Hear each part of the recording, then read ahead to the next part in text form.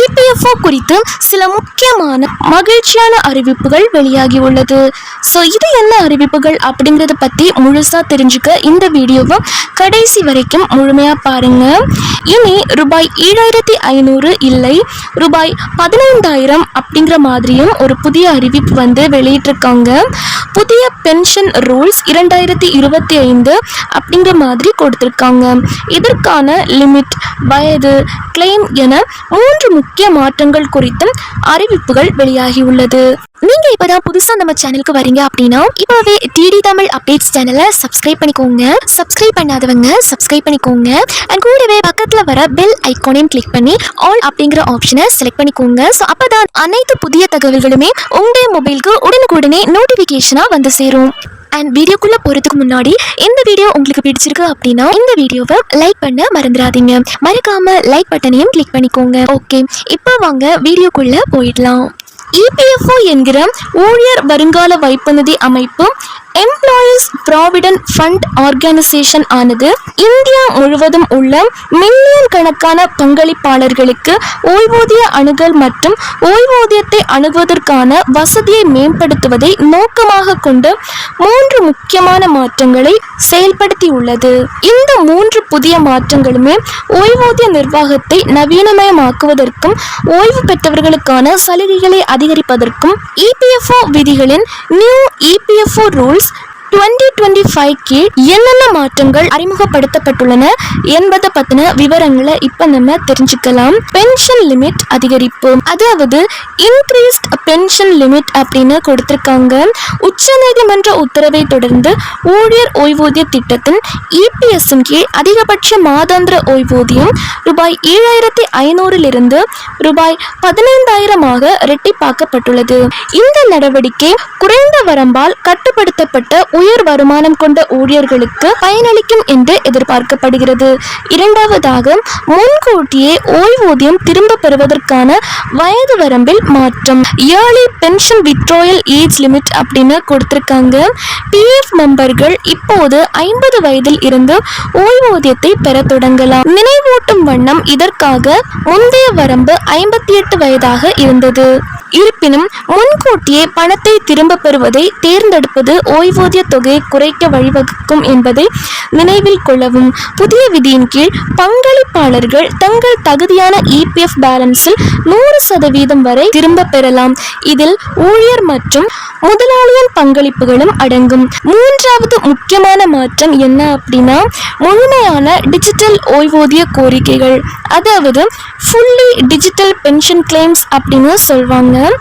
ஓய்வூதிய செயல்முறையை நெறிப்படுத்தும் நோக்கத்தின் கீழ் இபிஎஃப்ஓ ஆனது அதன் சேவைகளை டிஜிட்டல் மயமாக்கி உள்ளது. இதன் கீழ் ஓய்வூதியதாரர்கள் அவர்களுடைய கோரிக்கைகளை முழுமையாக ஆன்லைனில் சமர்ப்பிக்கலாம் மற்றும் கண்காணிக்கலாம். இதற்காக சிபிபிஎஸ் என்கிற மையப்படுத்தப்பட்ட ஓய்வூதிய கட்டண முறை, சென்ட்ரலைஸ்ட் பென்ஷன் பேமெண்ட் சிஸ்டம் அறிமுகப்படுத்தப்பட்டுள்ளது. இது பிபிஓ என்கிற ஓய்வூதியதாரர்கள் ஓய்வூதிய கட்டண ஆணை, பென்ஷன் பேமெண்ட் ஆர்டர் இருப்பிடத்தை பொருட்படுத்தாமல் எந்த வங்கி கிளையிலிருந்தும் பணம் பெற உதவுகிறது. மேற்குறிப்பிட்டுள்ள 3 சீர்திருத்தங்களுமே பென்ஷன் தொடர்பான வெளிப்படைத்தன்மை மற்றும் பென்ஷன் அணுகலை எளிதாக்குவதை நோக்கிய குறிப்பிடத்தக்க மாற்றத்தை குறிக்கின்றன. மேலும் பங்களிப்பாளர்கள் மற்றும் ஓய்வு பெற்றவர்கள் தங்கள் சலுகைகளை மிகவும் திறமையாக நிர்வகிக்க முடியும் என்பதையும் உறுதி செய்கின்றன. இபிஎஃப்ஓவின் தரவுகளின்படி இந்த அமைப்பு இந்தியா முழுவதும் 6 கோடிக்கும் மேற்பட்ட செயலில் உள்ள உறுப்பினர்களுக்கு தொடர்ந்து சேவை செய்து வருகிறது. டிஜிட்டல் டூல்களை செயல்படுத்துதல் மற்றும் அதிகரித்த ஓய்வூதிய சலுகைகள் மூலம் மேற்கண்ட புதிய மாற்றங்கள் ஆனது இந்தியாவின் பணியாளர்களுக்கு மிகவும் ரெஸ்பான்சிவான மற்றும் உள்ளடக்கிய ஓய்வூதிய முறையை வழங்கும் என்பதில் சந்தேகமே வேண்டாம். முன்னதாக இந்த புதிய விதிகள் அறிவிக்கப்பட்டதும் குழப்பம் காரணமாக பலரும் இதற்கு எதிர்ப்பு தெரிவித்து இருந்தனர். பின்னர் 75% பணத்தை எடுக்க எவ்வளவு காலம் ஆகும், 100% பணத்தை எடுக்க எவ்வளவு காலம் ஆகும் என்று விளக்கம் அளித்தது. இபிஎஃப்ஓ ஆனது நிலைமையை சரி செய்தது. வேலையின்மையின் போது வருங்கால வைப்பு நிதியை முன்கூட்டியே ஃபைனல் செட்டில்மெண்ட் ஆக பெறுவதற்கு குறைந்தபட்ச காலத்தை ஏற்கனவே உள்ள 2 மாதங்களிலிருந்து 12 மாதங்களாகவும் இறுதி ஓய்வூதியத்தை திரும்ப பெறுவதற்கான குறைந்தபட்ச காலத்தை 2 மாதங்களிலிருந்து 36 மாதங்களாகவும் அதிகரிப்பதாக EPFO அறிவித்திருந்தது. குறிப்பாக வேலையின்மையின் போது PF பணத்தை எடுக்க 12 மாதங்கள் காத்திருக்க வேண்டுமா என்று PF தாரர்கள் மத்தியில் கடும் எதிர்ப்பு கிளம்பியது. அவர்களுக்கு இந்த புதிய விதியை குறித்து EPFO விளக்கம் அளித்துள்ளது. அதன்படி ஒரு உறுப்பினரின் 75% தொகையை வேலையை விட்டு வெளியேறிய உடனேயே திரும்ப பெறலாம் என்றும் 1 வருடம் வேலை இல்லாமல் இருந்த பிறகு முழு தொகையையும் திரும்ப பெறலாம் என்றும் EPFO விளக்கம் அளித்துள்ளது. மத்திய அரசு அனைவருக்குமே புதிய தொழிலாளர் சட்டம் இப்போ அறிவிச்சிருக்காங்க. இந்தியாவில் இருக்கக்கூடிய சிறு குறு கம்பெனிஸா இருக்கட்டும், ஒரு பெரிய கம்பெனிஸா இருக்கட்டும், எல்லாருக்குமே இந்த தொழிலாளர் சட்டம் அப்படிங்கிறது அப்ளிகபிள் ஆகும். எல்லாருக்குமே இது பொருந்தும். ரொம்ப வருஷமாகவே இந்த தொழிலாளர் சட்டத்துல பெருசா எந்த ஒரு மாற்றமுமே அரசு கொண்டு வராம தான் இருந்தாங்க. குறைந்தபட்ச ஊதிய உத்தரவாதம் எல்லா தொழிலாளர்களுக்குமே, அதாவது நீங்க எந்த கம்பெனியில எந்த பொசிஷன்ல எந்த ஒரு வேலையில இருந்தாலுமே சரி, உங்க கம்பெனி உங்களுக்கு ஊதிய உத்தரவாதம் கொடுக்கணும் அப்படின்னு சொல்லி மத்திய அரசு இப்போ ஒரு புதிய ரூல்ஸை கொண்டு வந்திருக்காங்க. இனி வர நாட்கள்ல எல்லாம் இந்த சட்டம் அமலுக்கு வரும் அப்படின்னு சொல்லியிருக்காங்க. அப்படி வந்ததுக்கு அப்புறம் பார்த்தீங்க அப்படின்னா சம்பளம் அப்படிங்கிறது ஃபிக்ஸடா கிடைக்கும் அப்படின்னு சொல்லியிருக்காங்க. அது மட்டும் இல்லாம கம்பெனி ஒரு ஃபிக்ஸடான டேட்ல அந்த பணத்தை கொடுக்கணும் அப்படின்றதையும் அரசு சொல்லியிருக்காங்க. இப்போ ஃபார் எக்ஸாம்பிள் ஒரு மாதம் 4ஆம் தேதி உங்களுக்கு கொடுக்கறதா இருந்துச்சு அப்படின்னா இன்னொரு மாதம் 10ஆம் தேதி கொடுக்கறதா இருந்தா அப்படி கொடுக்கக்கூடாது. அப்படிங்கிறதுக்காக தான் இந்த ஒரு சட்டம் இந்த ஒரு புதிய ரூல்ஸ் சொல்லியிருக்காங்க. இப்படி பண்ணுறதுனால என்ன அப்படின்னா பல தொழிலாளர்களுக்கு ஃபினான்ஷியல் ஸ்டெபிலிட்டிஸ் இருக்கும். அதாவது நிதி ஸ்திரத்தன்மை இருக்கும், நிதி நிலைப்பு இருக்கும்.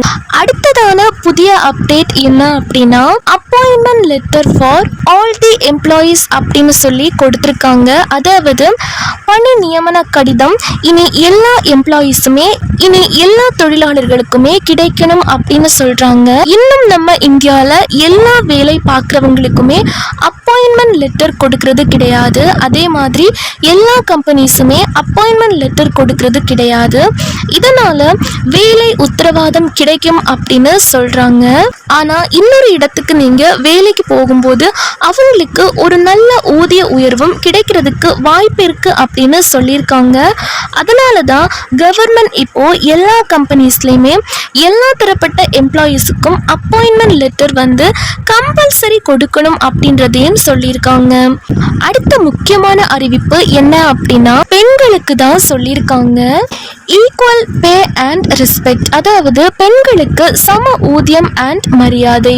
சில கம்பெனிஸ்ல இன்னும் பார்த்தீங்க அப்படின்னா ஆண் செய்கிற சேம் வேலையை தான் அதே வேலையை தான் பெண்களும் செய்கிறாங்க. ஆனால் சம்பளம் மட்டும் பார்த்தீங்க அப்படின்னா ஆணுக்கு அதிகமாகவும் பெண்களுக்கு கம்மியாகவும் கொடுக்குறாங்க. அதை கம்ப்ளீட்டாக ஸ்டாப் பண்ணணும் அப்படிங்கிறதுக்காக தான் அரசு இப்போ இந்த ஒரு புதிய ரூல்ஸ் கொண்டு வந்திருக்காங்க. ஒரே வேலை அண்ட் அது மட்டும் இல்லாமல் ஒரே எக்ஸ்பீரியன்ஸ் இருந்தால் ஈக்குவல் சம்பளம், அதாவது சமமான சம்பளம் கொடுக்கணும் அப்படின்னு அரசு தரப்புல இருந்து சொல்லியிருக்காங்க. அதே மாதிரி டெசிக்னேஷன் அண்ட் ப்ரமோஷன் எல்லாமே ஈக்குவலா இருக்கணும் அப்படின்னு சொல்றாங்க. இப்போ சேலரி ஈக்குவல் ஆயிடுச்சு. ஆனா இன்னுமே நம்ம இந்தியாவில் பல கம்பெனிஸ்லயுமே பார்த்தீங்க அப்படின்னா பெண்களுக்கு நைட் ஷிஃப்ட் கிடையாது, ஆண்கள் தான் நைட் ஷிஃப்ட் பார்க்குறாங்க. ஸோ இப்போ அதுக்கும் ஒரு சேஞ்சஸ் கொண்டு வந்திருக்காங்க அரசு. இனி கம்பெனிஸ் விருப்பப்பட்டா பெண்களையும் நைட் ஷிஃப்ட் கொடுத்துக்கலாம் அப்படிங்கிறதையும் சொல்லியிருக்காங்க. இனி அதுலயும் ஆண் பெண் வேறுபாடு கிடையாது. ஆனா அவங்களோட சேஃப்டி கம்பெனியோட பொறுப்பு அப்படின்னு சொல்லியிருக்காங்க. அதுக்கு கம்பெனி தான் அஷூரன்ஸ் கொடுக்கணும், உத்தரவாதம் கொடுக்கணும் அப்படின்றதையுமே சொல்லியிருக்காங்க. ஸோ இதை பத்தி பெண்கள் நீங்க என்ன நினைக்கிறீங்க அப்படிங்கிறதையும் மறக்காம கமெண்ட் செக்ஷன்ல சொல்லிட்டு போங்க. உங்களுடைய கருத்துக்களையும் சொல்லுங்க. அண்ட் அண்ட் அடுத்த இம்பார்ட்டண்ட்டான முக்கிய அறிவிப்பு என்ன அப்படின்னா கிராஜுவிட்டி, அதாவது பணிக்கொடை. பொதுவாக இந்த கிராஜுவிட்டி பார்த்தீங்க அப்படின்னா 5 வருஷம் ஒரு எம்ப்ளாயி ஒரே கம்பெனியில் வேலை பண்ணிட்டு இருக்காங்க அப்படின்னா, 5 வருஷம் ஒரு தொழிலாளி ஒரே கம்பெனியில் வேலை பண்ணிட்டு இருக்காங்க அப்படின்னா அவங்களுக்கு இந்த கிராஜுவிட்டி அமௌண்ட் அப்படின்றது கிடைக்கும். ஆனால் அரசு இப்போ இதுலேயும் ஒரு புதிய மாற்றம் கொண்டு வந்திருக்காங்க. அதாவது இனிமே 1 வருஷம் வேலை பார்த்தாலே இந்த கிராஜுவிட்டி அமௌண்ட் அவங்களால வாங்க முடியும் அப்படின்னு சொல்லியிருக்காங்க. இப்போ ஒருத்தர் 1 வருஷம் வேலை பார்த்துட்டு அந்த கம்பெனியில இருந்து ரிசைன் பண்றாங்க அப்படின்னா அவருக்கு இந்த கிராஜுவிட்டி அமௌண்ட் அப்படிங்கிறது கிடைக்கும் அப்படின்னு சொல்லியிருக்காங்க. ஆனா இதுல ஒரு கண்டிஷனும் அரசு தரப்புல இருந்து சொல்றாங்க. பெர்மனன்ட் எம்ப்ளாயிஸ்க்கு இது கிடையாது, அதாவது நிரந்தர தொழிலாளர்களுக்கு இது கிடையாது. கான்ட்ராக்ட் எம்ப்ளாயிஸா இருக்காங்க பாத்தீங்களா, அவங்களுக்கு மட்டும்தான் இந்த ஆப்ஷன் கொடுத்திருக்காங்க. ஏன்னா அவங்க ஜாயின் பண்ணும் போதே பாத்தீங்க அப்படின்னா ஒர்க் ஆர்டர் அப்பாயின்மெண்ட் லெட்டரோட தான் இருக்கும். ஸோ அவங்களுக்கு மட்டும்தான் இந்த ஆப்ஷனை இப்போ வெளியிட்டிருக்காங்க. அது கூடவே அவங்களுக்கு பார்த்தீங்க அப்படின்னா இஎஸ்ஐயும் இது போல வசதியும் கிடைக்கும் அப்படின்னு சொல்லிட்டு அரசு தரப்புல இருந்து சொல்லியிருக்காங்க. அடுத்த முக்கியமான அறிவிப்பு, முக்கியமான மாற்றம் என்ன அப்படின்னா free annual medical checkup. So 40 வயதுக்கு மேலே இருக்க தொழிலாளர்கள் பார்த்தீங்க அப்படின்னா ஒவ்வொரு வருஷமும் கம்பெனி ஃப்ரீ மெடிக்கல் செக்அப் பண்ணணும் அப்படிங்கிறது அரசு தரப்புல இருந்து சொல்றாங்க. இது எல்லா கம்பெனிஸ்லயுமே பண்ணணும், எல்லா தரப்பட்ட எம்ப்ளாயீஸும் கட்டாயம் பண்ணணும் அப்படிங்கிறதையும் அனௌன்ஸ் பண்ணியிருக்காங்க. இது ஏன் அப்படின்னு பார்த்தீங்க அப்படின்னா உடல்நிலை எப்படி இருக்கு, அந்த வேலை செய்ய அவருக்கு உடல் பலம் இருக்கா அப்படிங்கிறத செக் பண்ணிட்டு தான் அந்த வேலை அவருக்கு கொடுக்கலாமா வேணாமா அப்படிங்கிறத முடிவு பண்றதுக்காக தான் அரசு தரப்புல இருந்து இப்படி சொல்றாங்க. அண்ட் அடுத்த முக்கியமான அப்டேட், முக்கியமான மாற்றம் என்ன அப்படின்னா ஓவர் டைம் பார்க்குற எம்ப்ளாயீஸ்க்காக தான் அனௌன்ஸ் பண்ணியிருக்காங்க.